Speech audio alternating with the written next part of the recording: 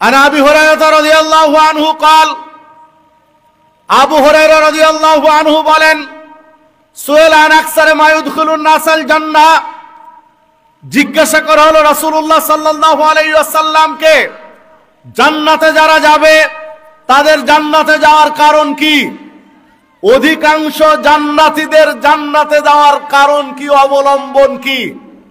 ফাকাল, রাসূলুল্লাহ সাল্লাল্লাহু আলাইহি ওয়াসাল্লাম বললেন তাকওয়াল্লাহ ওয়া হুসনুল খুলক। যত মানুষ জান্নাতে যাবে এদের জান্নাতে যাওয়ার মৌলিক কারণ হলো কয়টি? দুইটি। তাকওয়াল্লাহ, একটি হচ্ছে আল্লাহ ভীতি, তাকওয়া। একটি হলো কি? তাকওয়া, আল্লাহ ভীতি। হুসনুল খুলক, সদাচরণ, উত্তম আচরণ। জান্নাতি ব্যক্তিদের মধ্যে দুইটা গুণ থাকবে, একটা হলো সদাচরণ আর একটা হলো তাকওয়া। তাকওয়ার উদাহরণ দেওয়া লাগবে কি? তাকওয়ার কি উদাহরণ দেওয়া লাগবে? জি, দেখেন, আপনাদের জানা ঘটনা বলি, আপনাদের একেবারে জানা শোনা ঘটনা বলি যে তাকওয়া কাকে বলে। রাসূলুল্লাহ সাল্লাল্লাহু আলাইহি ওয়াসাল্লাম বলেছেন 7 শ্রেণীর মানুষকে আরশের ছায়াতলে জায়গা দেওয়া হবে। জানা ঘটনা না?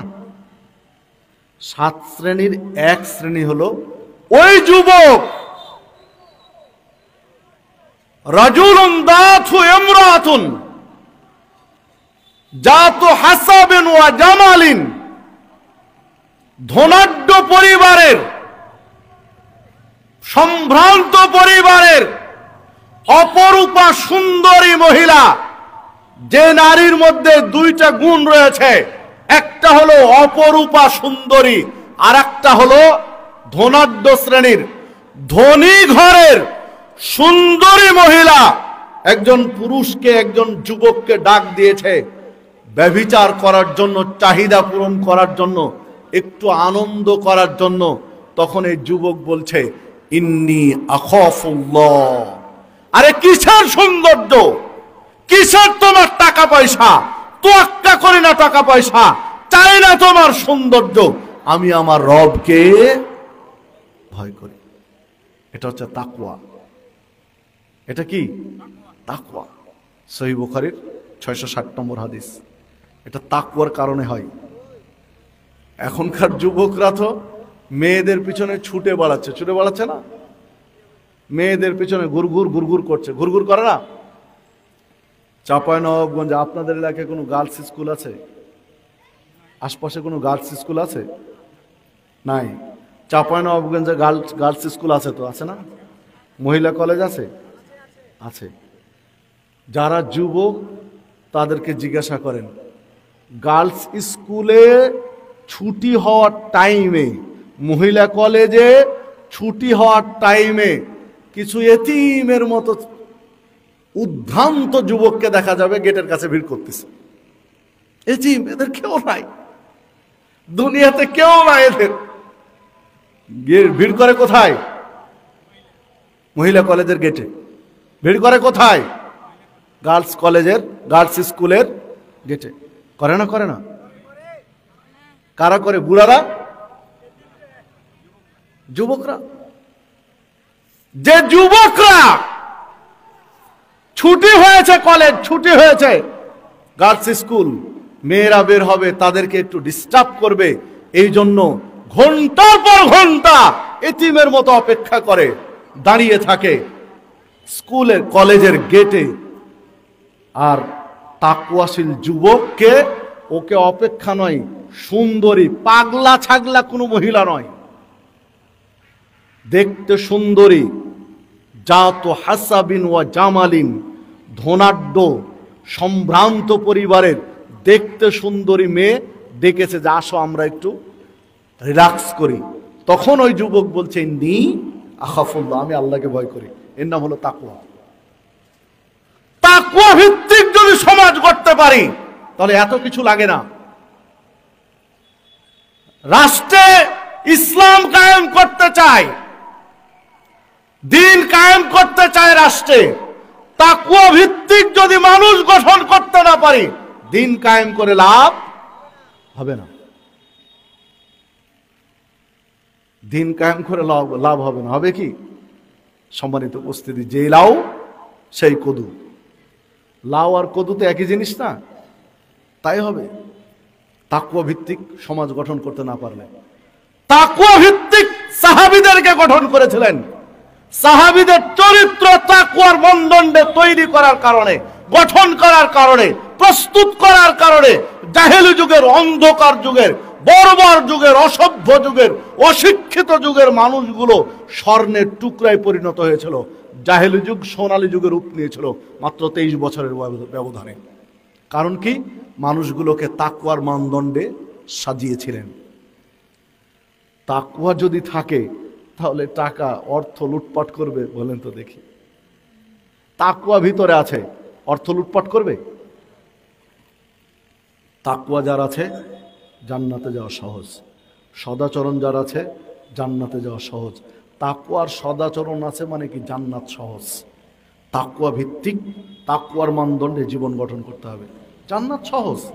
মানুষের জীবন পরিবর্তন হয়ে যাবে আপনি তাকওয়ার উপরে সমাজটা গঠন করেন। আপনি আশ্চর্য হয়ে যাবেন সমাজ দেখে। শুধু তাকওয়ার উপরে গঠন করেন, যেটা নবী মুহাম্মদ সাল্লাল্লাহু আলাইহি ওয়াসাল্লাম তার সমাজে বাস্তবায়ন করে দেখিয়ে দিয়েছেন, বাস্তবায়ন করে দিয়েছেন। তাকওয়া ভিত্তিক সমাজ গঠনের ফলাফল দেখেন, তাকওয়া ভিত্তিক সমাজ গঠনের ফলাফল দেখেন। আবু তালহা রাদিয়াল্লাহু আনহার বাড়িতে মেহমান এসেছে, রাসূল সাল্লাল্লাহু আলাইহি ওয়াসাল্লামের মেহমান। রাসূলুল্লাহ সাল্লাল্লাহু আলাইহি ওয়াসাল্লাম মেহমান আপ্যায়ন করবেন, বাড়িতে কোনো খাবার নেই, অথচ তিনি মদিনার প্রেসিডেন্ট, মুসলিম বিশ্বের প্রেসিডেন্ট, মুসলিমদের নেতা, প্রেসিডেন্ট, অথচ একজন মেহমানকে খাওয়াবেন রাত্রিতে, ওই খাবার বাড়িতে নেই। মেহমানকে খাওয়াবেন, এই খাবার বাড়িতে নেই। হাজার হাজার কোটি টাকার মালিক সেই চিন্তা করতেছেন, হাজার হাজার শত শত কোটি টাকার মালিক এই চিন্তা করছেন একটা মেহমানকে খাওয়াবেন রাত্রিতে, ওই ব্যবস্থা বাড়িতে নেই। এক এক করে স্ত্রীর ঘরে ঘরে খোঁজ নিলেন, কারো ঘরে মেহমান খাওয়ানোর ব্যবস্থা নেই। মসজিদে এসে, মসজিদে নববীতে এসে আল্লাহ রাসূল সাল্লাল্লাহু আলাইহি ওয়াসাল্লাম বললেন, আমার মেহমানকে আপ্যায়ন করবে কেউ আছো? আবু তালহা রাদিয়াল্লাহু আনহু বললেন যে আল্লাহ রাসূল সাল্লাল্লাহু আলাইহি ওয়াসাল্লাম আমাকে দেন। আবু তালহা নিয়ে চলে গেলেন। রাসূল সাল্লাল্লাহু আলাইহি ওয়াসাল্লামের মেহমানকে আপ্যায়ন করাবেন, যদি আল্লাহ রাসূল সাল্লাল্লাহু আলাইহি ওয়াসাল্লাম একবার দোয়া করে দেন তাহলে তো কপাল খুলে যাবে। কপাল খুলে যাবে না? মেহমান বাড়িতে নিয়ে গেলেন। উম্মে সুলাইম রাদিয়াল্লাহু আনহাকে জিজ্ঞাসা করলেন যে রাসূল সাল্লাল্লাহু আলাইহি ওয়াসাল্লামের মেহমান নিয়ে এসেছে, বাড়িতে কোনো খাবার আছে? উম্মে সুলাইম রাদিয়াল্লাহু আনহা স্ত্রী বলছেন যে স্বামী গো, বাড়িতে তো তেমন কোনো খাবার নেই, অল্প কয়েকটা খেজুর আছে, মাত্র কয়েকটা খেজুর আছে, ছেলে মেয়েরা আছে যাদেরকে খাবার এখনো দেওয়া হয়নি। তো আল্লাহ রাসূল সাল্লাল্লাহু আলাইহি ওয়াসাল্লামের সাহাবী আবু তালহা রাদিয়াল্লাহু আনহু বলছেন যে না, আজকে ছেলে মেয়েদের খাওয়াতে হবে না, বাচ্চাদের খাওয়ানো দরকার নেই, তাদেরকে তুমি ঘুম দিয়ে দাও, ঘুম পাড়িয়ে দাও, মেহমানকে খাওয়াতে হবে। তো আবু তালহা রাদিয়াল্লাহু আনহুর স্ত্রী উম্মে সুলাইম রাদিয়াল্লাহু আনহা বলছেন যে তাদেরকে ঘুম কি করে দেবো, ওরা তো ক্ষুধার্ত। বলছে কেন? তুমি তো মা, তোমার হৃদয়ে সন্তানের জন্য অগাধ ভালোবাসা আল্লাহ ঢেলে দিয়েছেন। মাকে যে ধৈর্য দিয়েছেন সন্তান লালন পালনের, বাপকে আল্লাহ ওই ধৈর্য দেননি। যদি আল্লাহ বাপকে সন্তান লালন পালন করতে দিতেন, আল্লাহ ভালো জানেন কি হতো, আছাড় মেরে দিত কিনা আল্লাহ ভালো জানেন, রাগে। একটা মা কি যে কষ্ট করে মানুষ করেন। আল্লাহ রাব্বুল আলামিন কোরআন মাজিদে বলেছেন ওয়াহানান আলা ওয়াহনিন, একবারে পেটে ধারণ করে কষ্টের পরে কষ্ট সহ্য করে সন্তান লালন পালন করে, বাচ্চা প্রসব করে, 2 মাস দুধ পান করায়, এখানেই শেষ। ছোট বাচ্চা পেশাব করে, পায়খানা করে। এই যে শীতের রাত, কেবল শীত শুরু হচ্ছে, প্রচন্ড ঠান্ডার মধ্যে, কোন করে ঠান্ডার মধ্যে বাচ্চা পেশাব করে দিয়েছে বিছানায়। প্রয়োজনে মা বাচ্চার পেশাব করা ভিজা জায়গাটা থেকে গরম উষ্ণ জায়গাটা, মায়ের জায়গাটা বাচ্চার জন্য ছেড়ে দেয়, যেন বাচ্চাকে নিউমোনিয়া না হয়। ইনার নাম হলো মা। আজকে আমরা মা কি জিনিস বুঝি না, মার সাথে দুর্ব্যবহার করি, মাকে মূল্যায়ন করতে পারি না। আদরের একটা বউ পেয়েছি, আদরের একটা স্ত্রী পেয়েছি, স্ত্রীকে মূল্যায়ন করতে গিয়ে, স্ত্রীকে ভালোবাসতে গিয়ে নিজের মাকে দূরে ঠেলে দিয়েছি। সময় সুযোগ পেলে স্ত্রীও দূরে সরে যায়, কিন্তু মা দূরে সরে না। সম্মানিত উপস্থিতি, যুবক বন্ধুদের দৃষ্টি আকর্ষণ করব, খবরদার মায়ের সাথে বেয়াদবি করিয়েন না, মায়ের সাথে বাবার সাথে কোনোদিন দুর্ব্যবহার করবেন না। রেদার রব্বি ফি রেদাল ওয়ালিদ ওয়া সাখাতুর রব্বি ফি সাখাতিল ওয়ালিদ। পিতামাতা সন্তুষ্ট তো আল্লাহ সন্তুষ্ট, পিতামাতা অসন্তুষ্ট তো আল্লাহ অসন্তুষ্ট। পিতামাতাকে অসন্তুষ্ট রেখে পিতামাতাকে কষ্ট দিয়ে আল্লাহকে সন্তুষ্ট করা যাবে না।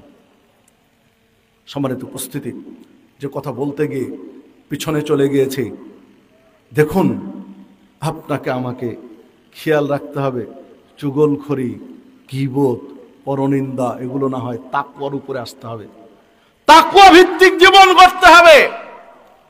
উম্মে সুলাইম রাদিয়াল্লাহু আনহা স্ত্রী, আবু তালহা রাদিয়াল্লাহু আনহু স্বামী, স্ত্রীকে বললেন তুমি বাচ্চাগুলোকে বুকের সাথে জড়িয়ে আদর করে করে ঘুম দাও। একজন মা মেহমানকে খাওয়াবেন, তাই কি অবলম্বন করলেন? বুকের সাথে বাচ্চা, হাদিসে বোঝা যাচ্ছে একাধিক বাচ্চা, একটা নয় একাধিক বাচ্চা, ছোট ছোট বাচ্চাগুলোকে বুকের সাথে জড়িয়ে ধরে বুকের উষ্ণ ভালোবাসা দিয়ে, আদর দিয়ে, চুমু দিয়ে বাচ্চাগুলো ঘুম দিলেন। ঘুম দেওয়ার পরে বলছেন যে হ্যাঁ ওরা ঘুম পাচ্ছে, এখন কি করতে হবে? বলছে এখন বলছেন যে ঠিক আছে খেজুরটা নিয়ে আসো, পরিবেশন করো। খেজুর নিয়ে আসলেন, খেজুর খেতে দিলেন। এখন মেহমান বলছেন মেজবানকে ছাড়া খাবেন না, আবু তালহা রাদিয়াল্লাহু আনহুকে ছাড়া খাবেন না। এখন খেজুর অল্প কয়েকটা, যদি দুইজনে খান তাহলে মেহমানের পেট ভরবে না। এখন কি করবেন? আবু তালহা রাদিয়াল্লাহু আনহু উম্মে সুলাইম রাদিয়াল্লাহু আনহা স্ত্রীকে বলছেন যে শোনো, আমরা যখন খেতে যাব, আমরা খাওয়া শুরু করব, তখন তুমি বাতিটা ঠিক করার ভান করে নিভিয়ে দিবে। যে বাতিটা জ্বলছে ঘরে, বাতিটা ঠিক করতে যাবে, ঠিক করতে গিয়ে নিভিয়ে দিবে, বাকি কাজ আমি করব। ঠিক আছে, ঠিক তারা খাওয়া শুরু করবেন। এই অবস্থায় স্ত্রী গিয়ে বাতিটা ঠিক করতে গিয়ে নিভিয়ে দিলেন। এখন ঘর কি? অন্ধকার। অন্ধকার ঘরে মেহমানকে বলছেন নেন খাওয়া শুরু করেন, আমিও করছি। আবু তালহা বলছেন, আবু তালহা রাদিয়াল্লাহু আনহু প্লেটে, পাত্রে, খাবার পাত্রে হাত নাড়ছেন আর মুখে চপ চপ করে শব্দ করছেন, খাওয়ার ভান করছেন যে আমিও চিবিয়ে চিবিয়ে খেজুর খাচ্ছি। প্লেটে হাত নাড়ছেন, পাত্রে হাত নাড়ছেন, খেজুরের পাত্রে, আর মুখে চপচপ করে খাবার ভান করছেন। মেহমান খেজুর নিচ্ছেন আর খাচ্ছেন। পুরো খেজুরটা কাকে খাওয়ালেন? মেহমানকে খাওয়ালেন। ঘুমালেন রাত্রে। ফজরের সালাত আদায় করলেন। সালাত আদায় করে রাসূলুল্লাহ সাল্লাল্লাহু আলাইহি ওয়াসাল্লামের সাথে দেখা করলেন। রাসূলুল্লাহ সাল্লাল্লাহু আলাইহি ওয়াসাল্লাম আবু তালহাকে দেখে মুচকি মুচকি হাসছেন, তাকে দেখে হাসছেন। আবু তালহা রাদিয়াল্লাহু আনহু অবাক হয়ে গেলেন যে কি হলো, আমি কিছুই তো বলিনি, হাসছেন কেন? আল্লাহ রাসূল সাল্লাল্লাহু আলাইহি ওয়াসাল্লাম বলছেন যে আবু তালহা, তুমি আর তোমার স্ত্রী আজকে রাত্রে মেহমানের সাথে কি করেছো? তোমাদের এই কাণ্ড দেখে, তোমাদের এই কাজ দেখে, স্বামী স্ত্রীর ত্যাগ দেখে, মেহমানের প্রতি ভক্তি দেখে আল্লাহ রাব্বুল আলামিন আরশ আজিম থেকে হাসছিলেন।